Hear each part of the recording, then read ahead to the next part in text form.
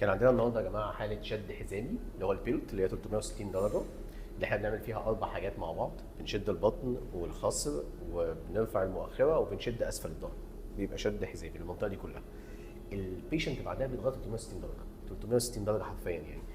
ده الجزء اللي طلعناه من البطن، وده الجزء اللي طلعناه من الظهر. طبعا في دهون كانت طالعه، بس احنا بناخد الدهون دي ونحقنها كمان في المؤخره. فكده بنعمل يعني بنغير معالم الجسم كله. بنشفط البطن، بنخليها مسطحه تماما، بنخلي الوسط متحدد جدا، بنرفع المؤخره، بنحقن في المؤخره كمان دهون عشان نزود الكيرفز نفسها، فبتبقى الحاله تحفه.